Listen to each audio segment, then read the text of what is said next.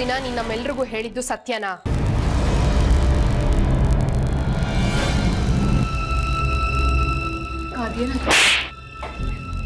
ಸಾವಿತ್ರಿ, ಯಾಕಮ್ಮ ಅವಳಿಗೆ ಹೊಡೆದೆ? ಇಲ್ಲಿ ಏನ್ ನಡೀತಿದೆ? ಮತ್ತೆ ಒಂದ್ ನಿಮಿಷ.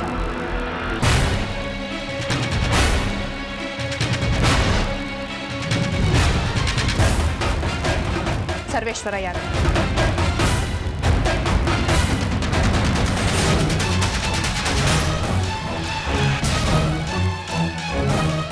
ಮಾದೇಶ್ವರನ್ ದುಡ್ಡಿ ಸರ್ವೇಶ್ವರ ಯಾರು?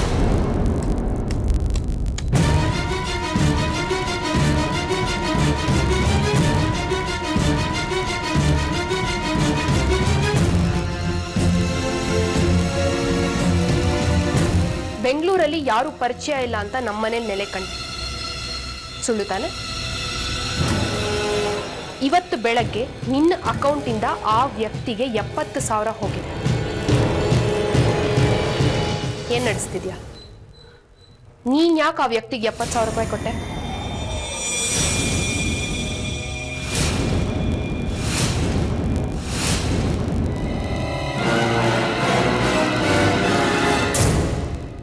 ಕರ್ಸು ಸರ್ವೇಶ್ವರನ. ಸತ್ಯ ಏನು ಅಂತ ಎಲ್ರಿಗೂ ಗೊತ್ತಾಗಲಿ.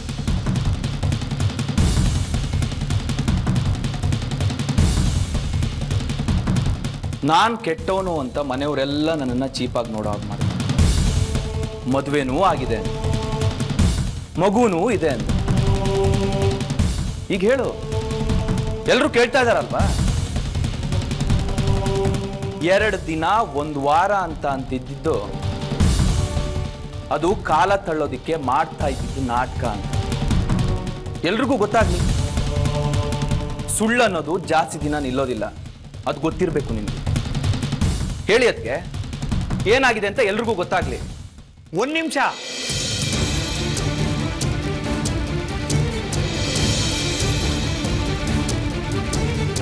ಅಮ್ಮ ಸಾವಿತ್ರಿ, ನೀವೆಲ್ಲ ಮಾತು ಶುರು ಮಾಡಕ್ ಮುಂಚೆ ನಾನೊಬ್ರನ್ನ ಪರಿಚಯ ಮಾಡಿಸ್ತೀನಿ. ಸರ್ವೇಶ್ವರ,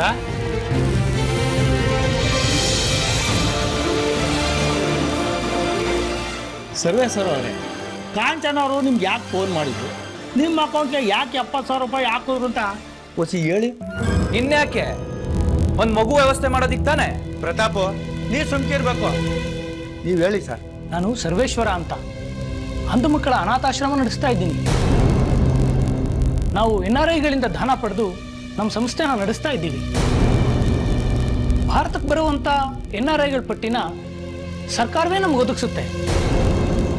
ಅವ್ರನ್ನ ನಮ್ಮ ವಾಲಂಟಿಯರ್ಸ್ ಅಪ್ರೋಚ್ ಮಾಡಿ ದಾನ ಕೇಳ್ತಾರೆ. ಅವರೇಯ ಕಾಂಚನಮ್ಮನ್ನ ಕೇಳಿದ್ದು ಅಲ್ವಾ ಸರ್? ಹೌದೌದು. ಅವರು 70,000 ರೂಪಾಯಿಗಳನ್ನ ಇವತ್ತು ಬೆಳಿಗ್ಗೆ ನಮ್ಮ ಆಶ್ರಮಕ್ಕೆ ಡೊನೇಟ್ ಮಾಡಿದ್ರು.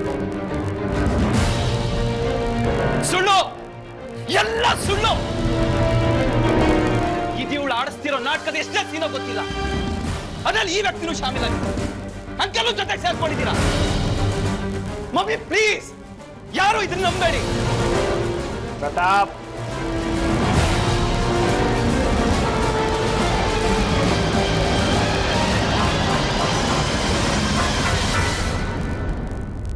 ಏನಂದ್ಕೊಂಡಿದ್ಯಾ ನೀನು?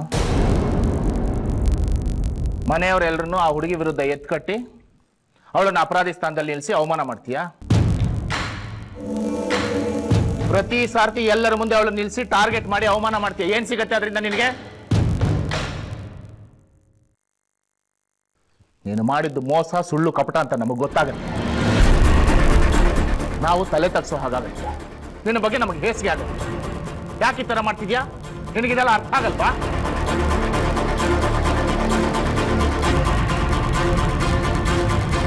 ಮನೆ ಯಜಮಾನಿಯಾಗಿ ನಿನಗಾದ್ರೂ ಇದೆಲ್ಲ ಅರ್ಥ ಆಗಲ್ವಾ ವೈಶಾಲಿ? ನಾಳೆ ನಮ್ಮ ಮಗ ಇಂಥವನು ಅಂತ ನಾವು ಎಲ್ಲರ ಮುಂದೆ ತಲೆ ತಗ್ಗಿಸ್ಬೇಕಾಗತ್ತೆ.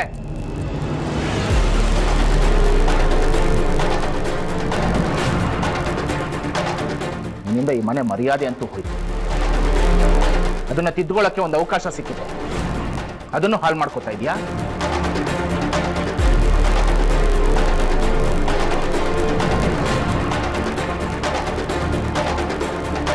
ನೀನು ಇಷ್ಟೆಲ್ಲ ಅವಮಾನ ಮಾಡಿದ್ರು ಈ ಹುಡುಗಿ ಯಾಕೆ ಸಹಿಸ್ಕೊಂಡಿದ್ದಾಳೆ ಗೊತ್ತಾ? ನಿನ್ನ ಮೇಲಿನ ಪ್ರೀತಿಗೆ. ಬೇರೆ ಯಾರೇ ಆಗಿದ್ರು ನಿನ್ನ ವಿರುದ್ಧ ನಿಲ್ತಾ ಇದ್ರು, ನಿನ್ನನ್ನು ಸಿಕ್ಕಾಕ್ಸ್ತಾ ಇದ್ರು ನೀನು ಮಾಡಿದ ಮೋಸಕ್ಕೆ. ಕ್ಷಮೆ ಕೇಳಿ ಅವಳು ಕೊಡೋ ಕ್ಷಮೆಯ ಭಿಕ್ಷೆಯ ಮೇಲೆ ಬದುಕು ಕಟ್ಕೋಬೇಕು ನೀನು. ಅಂಥವಳಿಗೆ ಅವಮಾನ ಮಾಡ್ತಾನೆ.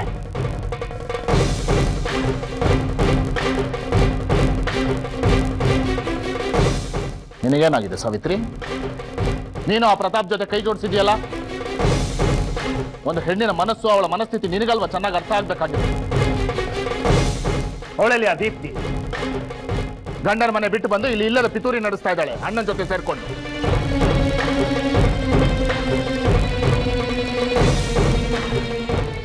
ಇದೇ ಕೊನೆ. ಈ ಹುಡುಗಿ ವಿರುದ್ಧ ಇಲ್ಲದ ಆಟ ಕಟ್ಟೋದನ್ನ ನಿಲ್ಲಿಸಿ ನಾಳೆ ಅವಳ ಮಗುನ ಕರ್ಕೊಂಡು ಬಂದ ಮೇಲೆ ಅವಳ ಜೊತೆ ಮರ್ಯಾದೆಯಿಂದ ಸಂಸಾರ ಮಾಡಬೇಕು. ಔಟ್.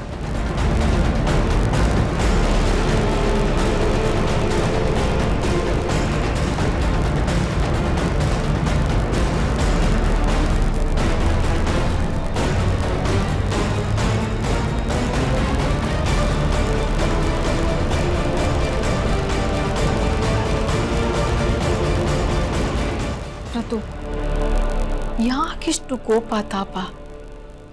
ಒಳ್ಳೇದಲ್ಲ ಆರೋಗ್ಯಕ್ಕೆ. ನನ್ನ ಆರೋಗ್ಯದ ಬಗ್ಗೆ ಕಾಳಜಿ ಬೇಡ ನಿನಗೆ. ಅದ್ ಹೇಗಾಗುತ್ತೆ? ನಾನು ನಿನ್ ಹೆಂಡತಿ. ಗಂಡನ ಆರೋಗ್ಯ ನೋಡ್ಕೊಳ್ಳೋದು ಹೆಂಡತಿ ಕರ್ತವ್ಯ ಅಲ್ವಾ? ಯಾಕೆ ಇಷ್ಟೊಂದು ಕುತಂತ್ರ ಮಾಡ್ತಾ ಇದೆಯಾ?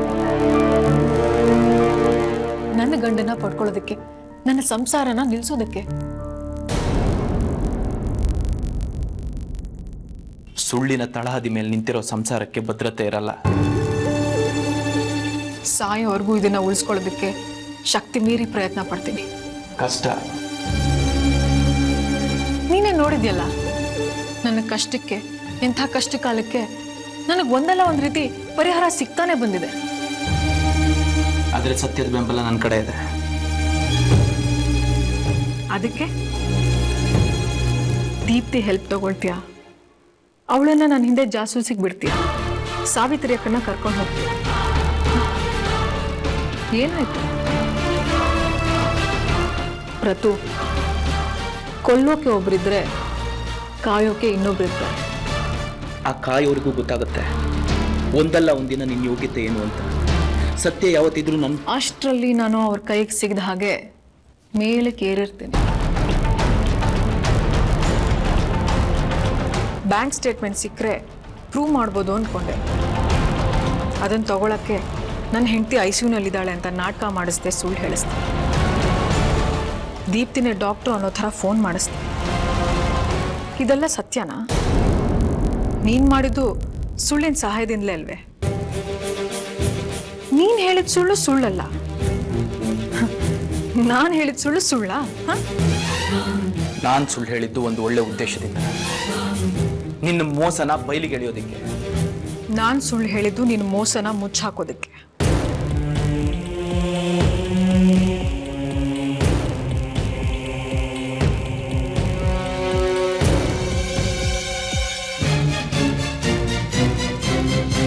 ನೀನು ಹೆಣ್ಣು ಅನ್ನೋ ಕಾರಣಕ್ಕೆ ನಿನಗೆ ಸಿಂಪತಿ ಸಿಗ್ತಾ ಇದೆ. ನೀನು ಆಡೋ ಮಾತು, ಸುರಿಸೋ ಕಣ್ಣೀರು, ವಾವ್, ಎಂಥವ್ರನ್ನು ಈಸಿಯಾಗಿ ಕರಗಿಸ್ಬಿಡುತ್ತೆ. ಬಿಡು, ಈಗ ಯಾಕೆ ಆ ಮಾತೆಲ್ಲ? ನಿನ್ನ ಮಗು ಬರಲಿ, ಆಗ ಗೊತ್ತಾಗುತ್ತೆ ನಿನ್ನ ಸುಳ್ಳಿನ ಬಂಡವಾಳ.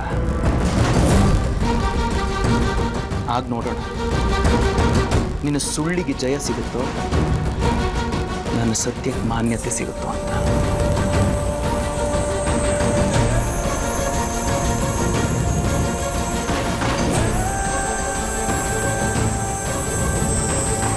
ದೀಪ್ತಿ, ದೀಪ್ತಿ, ದೀಪ್ತಿ, ದೀಪ್ತಿ, ಏನಂಕಲ್? ಸಿಂಗಪ್ಪ ಉಸರ್ ತಪ್ಪುಟನ್ ಕಣವ. ಏನಾಯ್ತು? ಏನಾಯ್ತು ಅಂತ ಗೊತ್ತಿಲ್ಲ ಕಣವ, ಹೆಂಗೆ ಮಾಡ್ತಾವ್ ಕಣವ. ಸರಿ, ಡಾಕ್ಟರ್ ಹತ್ರ ಕರ್ಕೊಂಡು ಹೋಗಿ ಹಾಸ್ಪಿಟಲ್ ಸೇರಿಸಿ. ಅದಕ್ಕೇನವ ನಾನು ಇಲ್ಲಿಗೆ ಬಂದಿದ್ದು. ನಿನಗಿಂತ ಒಳ್ಳೆ ಡಾಕ್ಟರ್ ಬೇಕೇನವ? ಡಾಕ್ಟ್ರು ದೀಪ್ತಿ ಐಸಿಯುನಲ್ಲಿ ಪೇಷಂಟ್ ನೋಡೋಳು, ಸಿಂಗಪ್ಪನ್ ನೋಡಕ್ಕಿಲ್ಲ. ಹೇಳವ, ಏನ್ ಮಾತಾ ಕೊಡ್ಲಿ ಸಿಂಗಪ್ಪಗೆ? ಹಲೋ ಡಾಕ್ಟರ್ ದೀಪ್ತಿ ಅವರ? ಹ್ಞೂ ಅವ್ರೆ ಏನು ಇವಾಗ ಜೋರಾಗ್ಬಿಡೈತಾ? ಹೌದಾ? ಹೆಣ್ಣು ಮಾತ್ರ ಕೊಡ್ಬೇಕಮ್ಮ. ನಿಂತ್ಕೊಳ್ಳವ.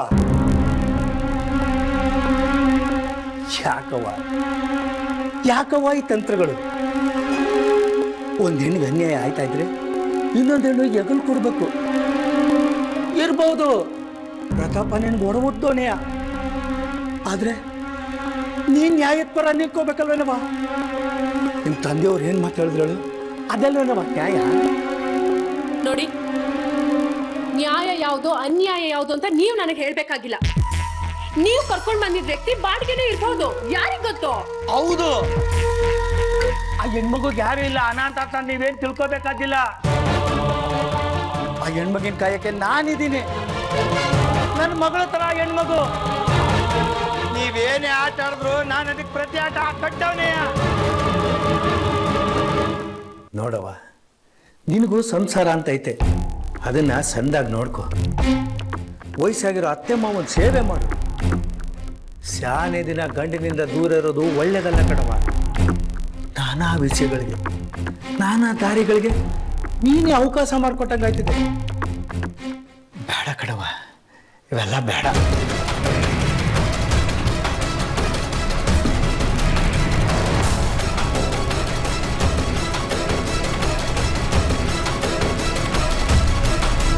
ಸಾವಿತ್ರಿ, ಸಾವಿತ್ರಿ, ಸಾವಿತ್ರಿ, ಏನಾಗಿದೆ ನಿಂಗೆ? ಪ್ರಾಯಿಸಿದ್ದಾರೆ ಪಾಪಿ ನಾನು. ಯಾಕೆ ಹಿಂಗ್ ಮಾಡ್ತಿದ್ಯಾ? ಏನಾಗಿದೆ ನಿಂಗೆ? ಅನ್ಯಾಯವಾಗಿ ಅಮಾಯಕರ ಮೇಲೆ ಕೈ ಮಾಡ್ಬಿಟ್ಟೆ ರೀ. ಇನ್ನೊಂದ ಮೇಲೆ ಕೈ ಮಾಡಿದ್ದಕ್ಕ ಈ ಶಿಕ್ಷೆ ಕೊಟ್ಕೋತಿದ್ಯಾ? ಕೈಗೆ ಶಿಕ್ಷೆ ಕೊಟ್ಕೊಂಡು ಸಮಾಧಾನ ಮಾಡ್ಕೋಬಹುದು, ಪ್ರಾಯಶ್ಚಿತ್ತ ಆಯ್ತು ಅಂತ ಅನ್ಕೋಬಹುದು. ಆದ್ರೆ ಇನ್ ಮುಂದೆ ಇನ್ನೊತ್ತನ್ ಹೇಗ್ರಿ ಎದುರಿಸ್ಲಿ? ಹೇಗ್ ಮುಖ ಕೊಟ್ಟು ಮಾತಾಡ್ಲಿ? ಸಾವಿತ್ರಿ, ನೀನ್ ಬೇಕು ಅಂತ ಕೈ ಮಾಡಿಲ್ವಲ್ಲ, ನಿಂಗೂ ತಪ್ಪು ತಿಳುವಳಿಕೆ ಆಗಿತ್ತು ತಾನೆ? ತಪ್ಪೇ ರೀ. ತಪ್ಪು ತಿಳುವಳಿಕೆ ಆಯ್ತು ಅಂತ ಇನ್ನೊಬ್ರ ಮೇಲೆ ಕೈ ಮಾಡೋದು ತಪ್ಪಲ್ವಾ? ಈಗೆಲ್ಲ ಆಗೋಯ್ತು ಬ್ರೋ, ಇನ್ನು ತಂಗೆಲ್ಲ ಅರ್ಥ ಆಯ್ತದೆ. ನನ್ ಮೇಲೆ ಎಷ್ಟು ಗೌರವ ಇಟ್ಕೊಂಡಿದ್ಲು ಎಲ್ಲ ಮಣ್ಣಾಯ್ತು. ಪ್ರೀತಿಯಿಂದ ಅಕ್ಕ ಅಂತ ಕರಿಯೋಳು ಇನ್ನು ಮುಂದೆ ಹಾಗೆ ಕರೀತಾಳ? ಖಂಡಿತ ಇಲ್ಲ. ಸಾವಿತ್ರಿ, ನೀನೇನು ದೊಡ್ಡ ತಪ್ಪು ಮಾಡಿಲ್ಲ. ಹೋಗು, ಅವಳಿಗೆ ನಡೆದಿದ್ದೆಲ್ಲ ಗೊತ್ತಾಗೈತೆ. ನೀನು ಸೆಮ್ಸು ಅಂತ ಕೇಳ್ಕೊ. ನೀನು ಅವಳಕ್ಕಿಂತ ದೊಡ್ಡವಳು. ನೀನು ಸೆಮ್ಸು ಅಂತ ಕೇಳ್ಕೊಂಡ್ರೆ ಅವಳಿಗೆ ಒಂಥರ ಆಯ್ತದೆ. ಖಂಡಿತ ಎಲ್ಲ ಸರಿ ಹೋಯ್ತೈತೆ ಸಾವಿತ್ರಿ. ಅವಳು ನನಗೆ ಕ್ಷಮಿಸ್ತಾಳೆ ಅಂತೀರ? ನಿನ್ನ ಅಹಂನ ಬಿಟ್ಟು ನೀನು ಅವಳ ಹತ್ರ ಕ್ಷಮೆ ಕೇಳ್ಕೊತಿದ್ಯಾ? ಇಲ್ಲ ನಾನೇ ಅವಳ ಹತ್ರ ಮಾತಾಡ್ಲಾ? ಬೇಡ, ನಾನು ತಪ್ಪು ಮಾಡಿದ್ದೀನಿ, ನಾನೇ ಕ್ಷಮೆ ಕೇಳ್ತೀನಿ.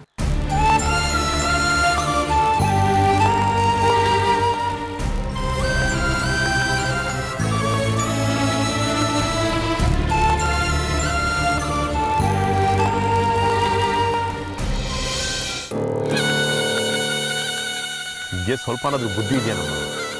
ನನ್ನನ್ನು ಒಂದು ಮಾತು ಕೇಳಿದ್ರೆ ದುಡ್ಡು ಕೊಟ್ಟಿದೆಯಲ್ಲ, ನಾನೆಲ್ಲ ವ್ಯವಸ್ಥೆ ಮಾಡಿದ್ರು. ಅಣ್ಣ, ಅವ್ನು ಬೆಳಗ್ಗೆ ನನಗೆ ಫೋನ್ ಮಾಡಿದ್ದ. ಯಾರು? ಸರ್ವೇಶ್ವರನ?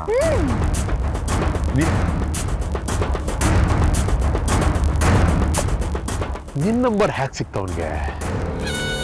ಯಾಕೆ ಅವನಿಗೆ ನೀವು ನನ್ನ ನಂಬರ್ ಕೊಟ್ಟಿರ್ಲಿಲ್ವಾ? ನಾನ್ ಯಾಕೆ ಕೊಡ್ಲಿ ನಿನ್ನ ನಂಬರ್ ಅವನಿಗೆ? ನನಗೆ ಗೊತ್ತು ನಿನ್ನ ನಂಬರ್ ಅವ್ನು ಸಿಕ್ಕಿದ್ರೆ ಖಂಡಿತವಾಗ್ಲೂ ಅವ್ನು ಫೋನ್ ಮಾಡ್ತಾನೆ ಅಂತ. ಅವ್ನು ನನ್ನನ್ನೇ ಕೇಳಿದ್ರೆ ನಾನು ದುಡ್ಡು ಹಾಕ್ಬೇಕು ಅಂತ ಕೇಳ್ತಿದ್ದೆ, ಅದಕ್ಕೆ ನಿನಗೆ ಡೈರೆಕ್ಟಾಗಿ ಫೋನ್ ಮಾಡ್ತೀನಿ. ಇದುವರೆಗೂ ನಾನು ಕೊಡಲ್ಲ, ಸ್ವಲ್ಪ ದುಡ್ಡು ಅವ್ನ ಕೈಗೆ ಸೇರಿಲ್ಲ ಅಂತ ಹಾಗೆ ಹೇಳಿದ್ ನಾವು. ಕಳ್ಳ ಬಾಂಚತ್ ಅವ್ನು ಹೇಳ್ದ, ನೀನ್ ನಂಬಿಟ್ಟೆ. ಸರಿ, ಈಗ ಅವ್ನು ನಿನಗೆ ಡೈರೆಕ್ಟಾಗಿ ಫೋನ್ ಮಾಡ್ದ, ನೀನು ಅವನ ಹತ್ರ ಮಾತಾಡ್ದೆ, ನೀನು ಅವನಿಗೆ ದುಡ್ಡು ಕೊಟ್ಟೆ. ನಾನು ಯಾಕೆ ಬರ್ಬೇಕು ಮಧ್ಯ? ನೀವು ವ್ಯವಹಾರ ಮಾಡ್ಕೊಳ್ಳಿ, ನಾನು ಹೋಗ್ತೀನಿ. ಅಣ್ಣ ಪ್ಲೀಸ್, ನೀವು ಮಿಸ್ಟೇಕ್ ಮಾಡ್ಕೋಬೇಡಿ. ಫೋನ್ ಮಾಡ್ದವನು ಮಗುನ ಕರ್ಕೊಂಡು ಹೋಗ್ಬಿಡ್ತೀನಿ ಅಂತ ಬ್ಲ್ಯಾಕ್ ಮೇಲ್ ಮಾಡ್ದ. ನನಗೆ ಸಿಕ್ಕಾಪಟ್ಟೆ ಗಾಬರಿ ಆಗೋಯ್ತು, ಏನ್ ಮಾಡ್ಬೇಕು ಅಂತ ಗೊತ್ತಾಗ್ಲಿಲ್ಲ, ಅದಕ್ಕೆ ಹಾಗೆ ಮಾಡಿದೆ ಅಷ್ಟೇ. ಅಷ್ಟೇನಾ? ಅಲ್ಲಮ್ಮ, ಆ ನಾಗಣ್ಣ ಡೂಪ್ಲಿಕೇಟ್ ಸರ್ವೇಸರ್ನ ಕರ್ಕೊಂಡ್ಬರ್ದೆ ಹೋಗಿದ್ದಿದ್ರೆ ಏನಾಗ್ತಿತ್ತು ಅಂತ ಯೋಚನೆ ಮಾಡಿದ್ಯಾನಮ್ಮ ನೀನು? ಅವ್ನು ಕೇಳ್ದ ಅಂತ 70,000 ರೂಪಾಯಿ ಕೊಟ್ಟಿದ್ಯಲ್ಲ, ಸುಮ್ಮನೆ ಬರುತ್ತಾ ದುಡ್ಡು? ಕೋತಿ ಕೈಗೆ ಮಾಣಿಕ್ಯ ಕೊಟ್ಟಾಗ ಆಗಿರತ್ತೀಗ. ಅವ್ನು ಯೋಗ್ಯತೆಗೆ ಮೀರಿದ ಒಂದು ಮನೆ ಮಾಡಿದ್ದೀನಮ್ಮ ನಾನು. 20,000 ರೂಪಾಯಿ ಕೊಟ್ಟು ಟಿವಿ ತಂದು ಹಾಕಿದ್ದೀನಿ ಮನೆಗೆ. 15,000 ರೂಪಾಯಿ ಕೊಟ್ಟು ದವಸ ಧಾನ್ಯ ಎಲ್ಲ ತಂದು ಹಾಕಿದ್ದೀನಿ ಮನೆಗೆ. ಹೆಗ್ಗಣ ತಿಂದಾಗೆ 3 ಹೊತ್ತು ತಿಂದು ಬಿದ್ದಿರ್ತಾನೆ, ಇನ್ನೇನು ಗುರುಗವನಿಗೆ? ಇದೆಲ್ಲ ನನಗೆ ಹೇಗಣ್ಣ ಗೊತ್ತಾಗ್ಬೇಕು? ಅದಕ್ಕೆ ಹೇಳ್ತಿರೋದು, ಗೊತ್ತಿಲ್ಲ ಇದ್ರೆ ಗೊತ್ತಿರೋಣ ಕೇಳಿ ತಿಳ್ಕೋಬೇಕು. ಈಗ ಅವ್ನು ಚೆನ್ನಾಗಿ ತಿಳ್ಕೊಂಡ್ಬಿಟ್ಟಿದ್ದಾನೆ ಎಲ್ಲಿ ಹೊಡೆದ್ರೆ ಎಲ್ಲಿ ದುಡ್ಡು ಹುಟ್ಟುತ್ತೆ ಅಂತ. ಈಗ ನೆಕ್ಸ್ಟ್ ನನಗೆ ನಿನಗೆ ತಂದಿಟ್ಟು ತಮಾಷೆ ನೋಡ್ತಾನವನು. ಬಹಳ ಕೆಟ್ಟ ಜನ ಅವ್ರು ಎಲ್ಲಿಟ್ಟಿರ್ಬೇಕು ಅಲ್ಲಿಟ್ಟಿರ್ಬೇಕು.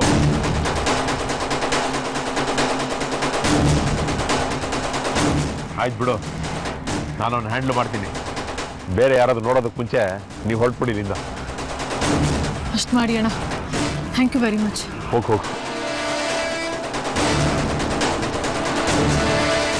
ಏನ್ ಹೆಣ್ಮಕ್ಳು.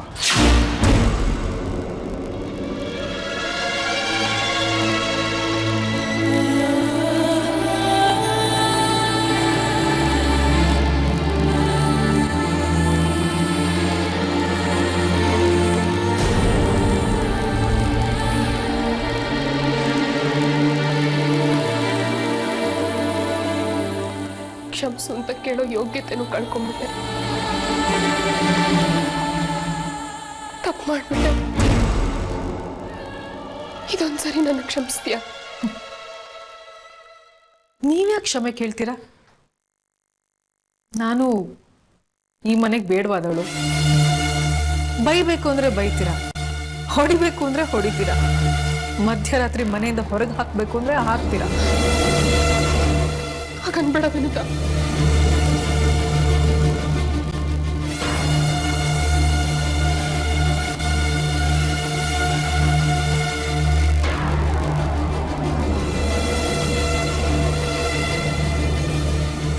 ತಪ್ಪು ನಿಮ್ದಲ್ಲ ಅಕ್ಕ.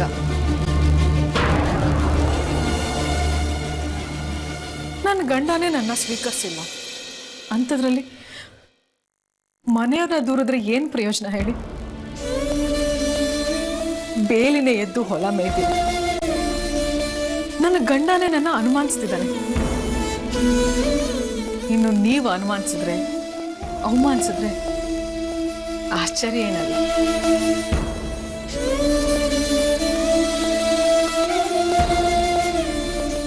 ಕೈ ಮುಗಿತೀನಿ, ಹಾಗೆಲ್ಲ ಮಾತಾಡ್ಬೇಡ.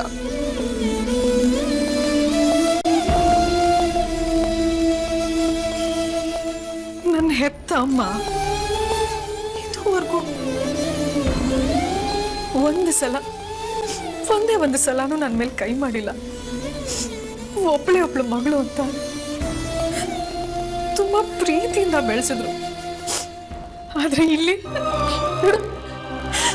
ನೀನ್ ಯಾವ ಶಿಕ್ಷೆ ಕೊಟ್ಟರು ಅನುಭವಿಸೋದಕ್ಕೆ ನಾನು ತಯಾರಿದ್ದೀನಿ. ನಾನು ಯಾಕಕ್ಕ ಶಿಕ್ಷೆ ಕೊಡ್ಲಿ? ಪರದೇಶಿ ನಾನು. ನನಗೆ ಯಾರು ಗತಿ ಇಲ್ಲ ಅಂದಾಗ ನೀವು ಸಿಕ್ಕಿದ್ರಿ ಅಂತ ತುಂಬಾ ಆನಂದ ಪಟ್ಟಿದ್ದೆ. ನನ್ನ ಕಷ್ಟ ಸುಖ ಹೇಳ್ಕೊಳಕ್ಕೆ ಒಬ್ರು ಅಕ್ಕ ಸಿಕ್ಕಿದ್ರು ಅಂತ ತುಂಬಾ ಸಮಾಧಾನ ಪಡ್ಕೊಂಡಿದ್ದೆ. ಈಗಲೂ ಅಕ್ಕನೇ ಕಡೆ.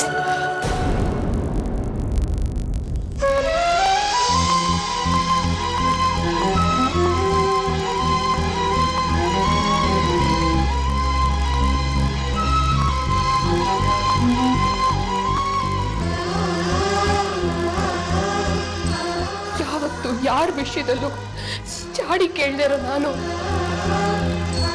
ನಿನ್ನ ವಿಷಯದಲ್ಲಿ ಎಡವಿಬಿಟ್ಟೆ. ಇದೇ ಕೊನೆ ಸರ್ತಿ. ಇನ್ಯಾವತ್ತೂ ಇಂಥ ತಪ್ಪಾಗಲ್ಲ.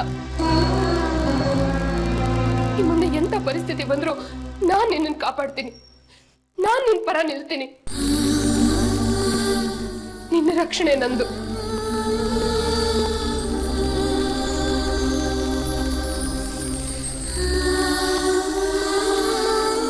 ಒಂದೇ ಒಂದ್ಸರ್ತಿ ಕ್ಷಮಿಸಿದ್ದೀನಿ ಅಂತ ಹೇಳು. ಪ್ಲೀಸ್, ಈಗೆಲ್ಲ ಕೇಳ್ಕೊಬೇಡಿ.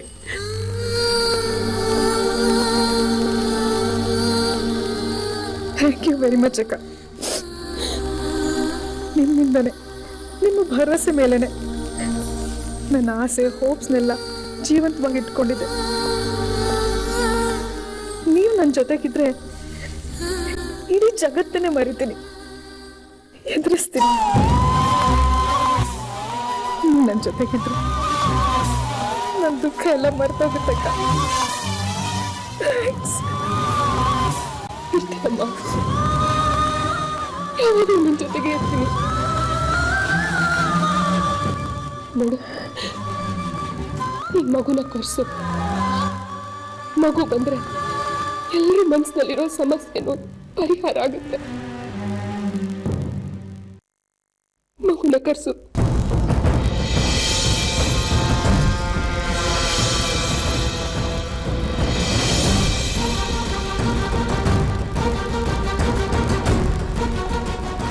ಕರೆಸ್ತೀನಿ ಅಕ್ಕ.